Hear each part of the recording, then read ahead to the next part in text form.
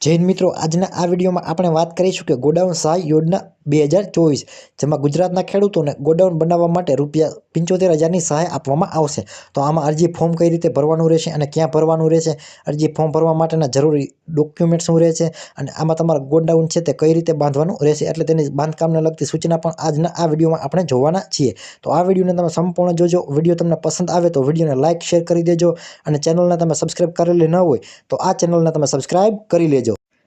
તો જોઈએ મિત્રો કે મુખ્યમંત્રી પાક સંગ્રહ સ્ટ્રક્ચર યોજના એટલે કે ગોડાઉન સહાય યોજના આ વર્ષ માટે એટલે કે વર્ષ 2024-25ના નાણાકીય વર્ષ માટે ગુજરાત સરકાર દ્વારા એક પરિપત્ર પાડવામાં આવ્યો છે। આ પરિપત્ર કૃષિ ખેડૂત કલ્યાણ અને સહકાર વિભાગને ગાંધીનગર દ્વારા છે તે બહાર પાડવામાં આવેલો છે। તો આ પરિપત્રમાં છે તે સંપૂર્ણ માહિતી આજે આપણે મેળવવાના છીએ। તો આ યોજનાનો ઉદ્દેશ્ય એ છે કે ગુજરાત રાજ્યના દરેક ખેડૂતોનો છે તે કૃષિ પેદાશ છે તે ખૂબ સારું થાય છે, એટલે ઉત્પાદન ઘણું મળે છે, પરંતુ ક્યાંક ને ક્યાંક કમોસમી વરસાદ, વાવાઝોડું અથવા તો અતિવૃષ્ટિના કારણે તેનો પાક છે તે નિષ્ફળ જતો હોય છે।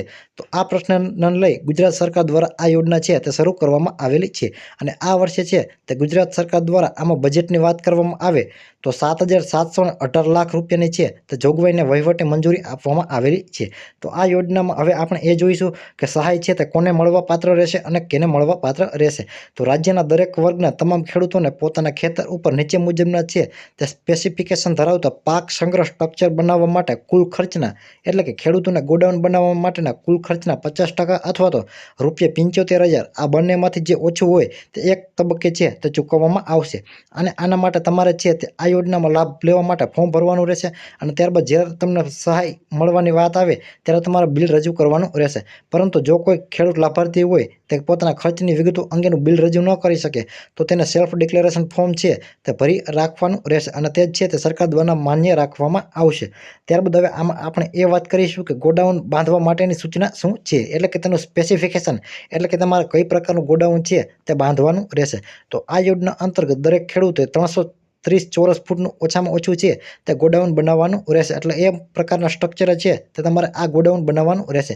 અને સ્ટ્રક્ચરના છતની મધ્યમ છે એટલે કે ઊંચાઈ છે તે પ્લિન્થ લેવલથી લઈ 12 ફૂટ, જ્યારે ન્યૂનતમ છે તે લઘુત્તમ પાયો છે તે જમીનથી 2 ફૂટ ઊંડાઈએ છે તે તમારે રાખવાનો રહેશે અને જમીનથી ન્યૂનતમ 2 ફૂટ ઊંચાઈથી પ્લિન્થ તમારે તૈયાર કરવાની રહેશે, એટલે કે તમારા જમીનના તળિયેથી 2 ફૂટ ઊંચાઈએ છે તે પ્લિન્થ તૈયાર કરવાની રહેશે। પરંતુ સ્થાનિક પરિસ્થિતિઓને ધ્યાન લઈ અને મોભની ઊંચાઈ છે તે ન્યૂનતમ 10 ફૂટથી ઓછી નહીં તેવી માન્ય રાખવામાં આવશે। તેનાથી નીચાઈવાળું જે બાંધકામ હશે તે આ યોજના અંતર્ગત માન્ય છે તે રાખવામાં આવશે નહીં। એટલે દરેક ખેડૂતોએ છે તે પ્લિન્થથી પોતાની ગોડાઉનની હાઇટ છે તે 12 ફૂટ રાખવાની રહેશે અને 2 ફૂટનો તમારા પાયો છે તે બનાવવાનો રહેશે અને ન્યૂનતમ 1 દરવાજો અને 1 બારી રાખવાની રહેશે। તો આ યોજના અંતર્ગત તમે જો ગોડાઉન બનાવો છો તો તેમાં તમારે 1 દરવાજો અને 1 બારી છે તે ફરજિયાતપણે આપવાની રહેશે અને ફાઉન્ડેશનની પ્લિન્થ સુધી તેમજ ફરતી દિવાલોમાં ચણતરકામ કરી અને ફ્લોરિંગમાં પીસીસી છે તે પાકું કરવાનું રહેશે, એટલે કે તમે પ્લિન્થ તૈયાર કરો તેનું તળિયું છે તે તમારે પીસીસી સિમેન્ટથી છે તે પાકું કરવાનું રહેશે અને ત્યારબાદ તમારે તેની છત છે તે ગોરુ ગેટેડ ગેલ્વેનાઇઝ શીટ, સિમેન્ટના પતરા, નળિયાથી છત બનાવવાની રહેશે। તમારે છે તે છત છે તે આવી રીતે બનાવવાની રહેશે।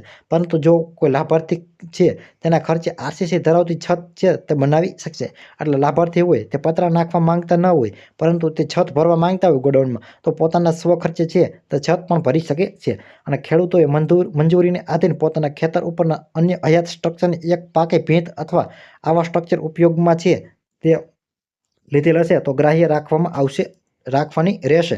આ પાક સંગ્રહ સ્ટ્રક્ચરનો ઉપયોગ છે તે ટ્યુબવેલ, કૂવાની ઇલેક્ટ્રિક રૂમ તરીકે છે તે કોઈ પણ ખેડૂતો છે તે કરી શકશે નહીં। આ યોજના હેઠળ ન્યૂનતમ 330 ચોરસ ફૂટનું છે તે તમારા પાકું સ્ટ્રક્ચર છે તે માન્ય રાખવાનું રહેશે અને ન્યૂનતમ સ્પેસિફિકેશન કરતાં કોઈ વધારે જો મોટું ગોડાઉન બનાવવા માંગતા હોય તો ખેડૂતોને પોતાના ખર્ચે છે તે બનાવી શકશે અને સ્થાનિક પરિસ્થિતિને ધ્યાનમાં લઈ અને 300 ચોરસ ફૂટનું બાંધકામ છે તે માન્ય રાખવામાં આવશે। 300 ચોરસ ફૂટથી નાનું બાંધકામ જો તમે ગોડાઉનમાં કરશો તો એ સરકાર દ્વારા માન્ય રાખવામાં આવશે નહીં। ત્યારબાદ લાભાર્થીની પાત્રતા શું રહેશે, એટલે કે કયા ખેડૂતો આમાં ફોર્મ ભરી શકશે. તો જે પણ ખેડૂતો છે તે જમીનના ખાતામાં 8 આમાં નામ હોય તે ખાતેદાર પૈકી એક ખાતેદાર છે તે આ યોજનામાં લાભ છે તે આપવામાં આવશે. અને આમાં લાભાર્થીએ જો લાભ લેવો હોય તો તેને અરજી કઈ રીતે કરવાની રહેશે, એટલે તમારે ફોર્મ છે તે કઈ રીતે ભરવાનું રહેશે. તો આ યોજનાનો લાભ લેવા માટે ગુજરાત સરકારના આઈ ખેડૂત પોર્ટલ ઉપર તમારે વહેલા તે પહેલાના ધોરણે છે તે ફોર્મ ભરવાનું રહેશે. ત્યારબાદ તમે ફોર્મ ભરશો એટલે તાલુકા કક્ષાએ તમારા ફોર્મની ચકાસણી કરવામાં આવશે. અને ત્યારબાદ તમારા ફોર્મને જે કોઈ પણ પ્રકારની ભૂલ ન હોય અને તમે આ યોજનામાં પાત્રતા ધરાવતા હશો તો તમારા ફોર્મને મંજૂરી આપી દેવામાં આવશે. અને ત્યારબાદ તમારે છે તે ગોડાઉન બનાવવાનું રહેશે. અને આ ફોર્મ ભરશો તો તમારા કયા પ્રકારના ડોક્યુમેન્ટ છે તે તમારે જરૂર પુરાવા છે તે રજૂ કરવાના રહેશે. તો અનુસૂચિત જાતિ અથવા તો અનુસૂચિત જનજાતિનું પ્રમાણપત્ર તમારે લાગુ પડતું હોય તો એ રજૂ કરવાનું રહેશે. અને આ ખેડૂત પોર્ટલ સિવાય તમે અરજી કરેલી હોય તો 8 આની નકલ કરવાની રહેશે. અને બેંક પાસબુકની નકલ તમારે છે તે ફરજિયાત આપવાની રહેશે, કારણ કે એમાં તમારી સહાય છે તે જમા કરવામાં આવશે. અને તમારું આધાર કાર્ડ બેંક એકાઉન્ટ છે તે લિંક હોવું જોઈએ. અને સંયુક્ત ખાતેદારના કિસ્સામાં છે તે બાહેંધી પત્રક ફરજિયાત આપવાનું રહેશે. અને બાંધકામ સંબંધિત તમારા પુરાવા છે તે રજૂ કરવાના રહેશે.